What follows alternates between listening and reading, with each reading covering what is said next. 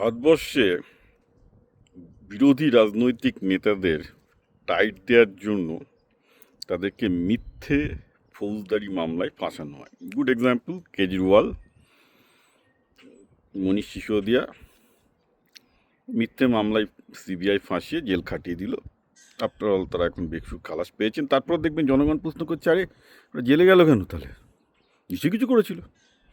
The problem is যে জনগণের এইটুকু মিনিমাম আইডিয়াও নেই যে কালকে তাকে পুলিশ তুলে নিয়ে যেতে পারে, নিয়ে রেখে দিতে পারে, জেলেই রেখে দিতে পারে।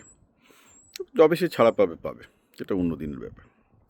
তো রিসেন্টলি এরকমই একটা কাণ্ড হচ্ছে ফেরদৌস শামীমের সাথে। দেখলাম ফেরদৌস শামীমের, আপনারা জানেন যে ফেরদৌস শামীম মিডিয়াতে সিপিএমের বিরুদ্ধে সবচেয়ে ভোকাল, মমতা ব্যানার্জির বিরুদ্ধে সবচেয়ে ভোকাল।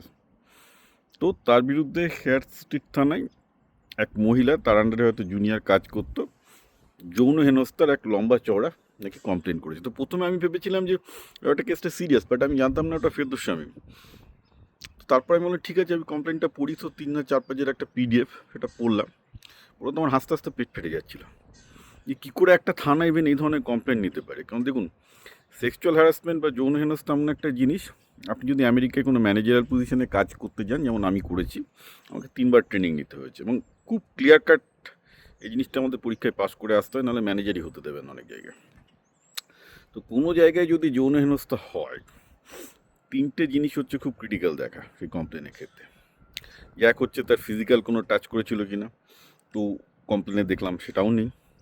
সেকেন্ড হচ্ছে যে তাকে কোথাও বলেছিল যে চল এখানে শুতে যাই বা ডেটে যাই বা রেস্টুরেন্টে যাই, এরকম কোনো অ্যাপ্রোচ করেছিল কি না করেনি।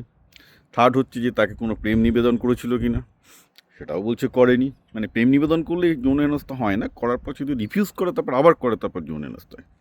কী অভিযোগ না, অভিযোগ হচ্ছে যে তিনি তাকে ডেকেছিলেন, ছিলা অছিলায় ডেকেছিলেন, অর্থাৎ কারণ ছাড়াই ডেকেছিলেন। যদিও সেটা প্রমাণ করতে গেলে দেখাতে হতো যে তিনি তাকে ফ্রিকুয়েন্টলি ডেকেছেন, 3 মাসে একবার ডেকেছেন, তাতেই তার নাকি হয়ে গেল যে যৌন হেনস্থা।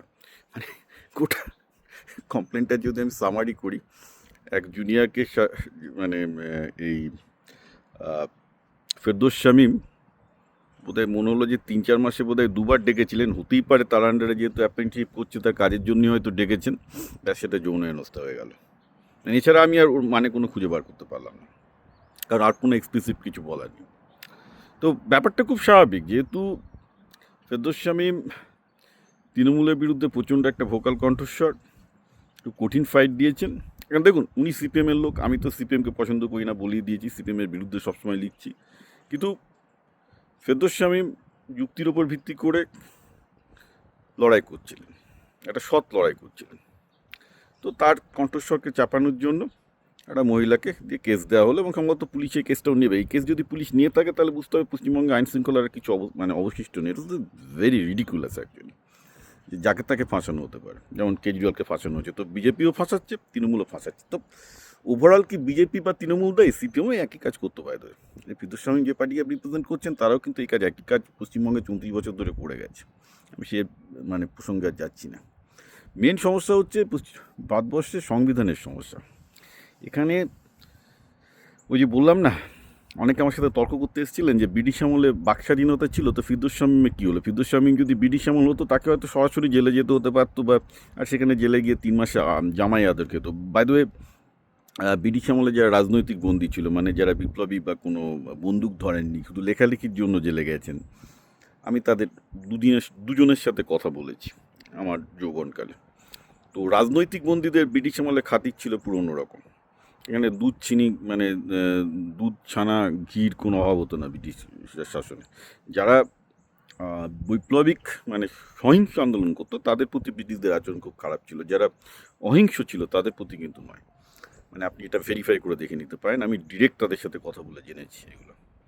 তো এখন দেখুন, ব্রিটিশ আমল নয়, কিন্তু আপনি বিরোধিতা করতে গেলে আপনার সাথে কোনো না কোনো একটা ফৌজদারি মামলায়, অর্থাৎ একটা ক্রিমিনাল কেসে ফাঁসি দেওয়া হচ্ছে।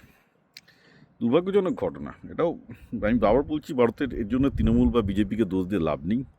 মেন সমস্যা ভারতের সংবিধানে, কনস্টিটিউশন পলিটিশিয়ানদের হাতে এমন একটা বল্গাহীন ক্ষমতা দিয়ে দিয়েছে, যারা ক্ষমতায় বসছে তাদেরকে নতুন রাজা বানানো হচ্ছে। তো ওভাবে তো একটা গণতন্ত্র চলে না।